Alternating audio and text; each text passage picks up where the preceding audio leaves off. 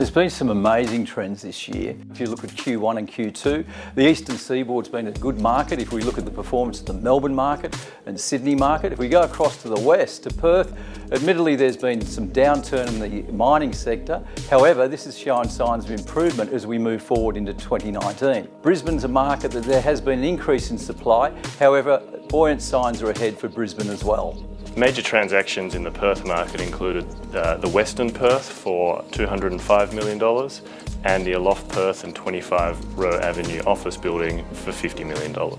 Major transactions in the Sydney market include the Felix at Sydney Airport, which set a benchmark for price per room for non-CBD hotels in Sydney. Some of the key transactions in Queensland have been across both leisure and corporates, with Sydney and Melbourne remaining to be tightly held.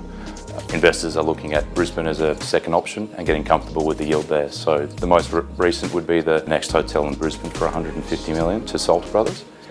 In addition to that, we've seen a bit more interest come up to the leisure markets off the back of Brisbane's activity, most notably with the investment into the airport and also the casino. Finally, the Mac 1 Hotel in Hobart, which is a leased asset and was sold to a syndicate of local investors after a public sale campaign. The New Zealand hotel market is performing really strongly at the moment.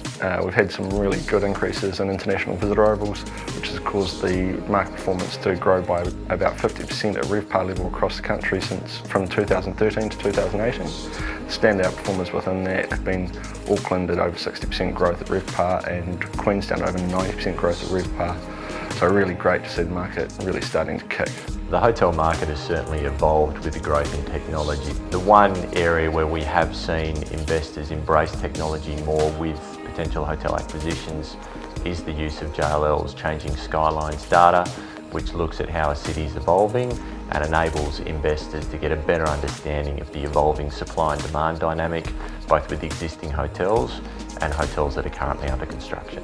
Major trends have also been the leisure market, most notably with the Great Barrier Reef. We've seen substantial investment come into that market, most notably with Hayman Islands investment of $140 million into a new intercontinental, also with Daydream Islands, $104 million investment.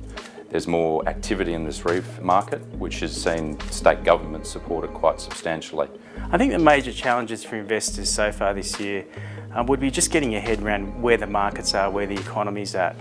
We've had continued growth now for a long time in Australia. That has certainly slowed up in the last 6 to 12 months. I think the fact that we've got elections out of the way is great news. I think the fact that the banks are sort of coming to terms with the Banking Royal Commission is great news to get the corporate sector moving strongly again.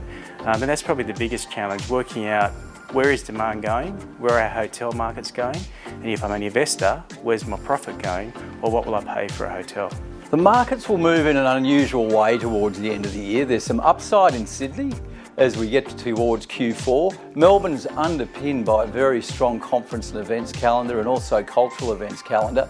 And then the other markets, as we get towards the end of the year, there's always an increase, and all going to plan, there will be an increase in corporate travel, which underpins the performance of hotels in our capital cities.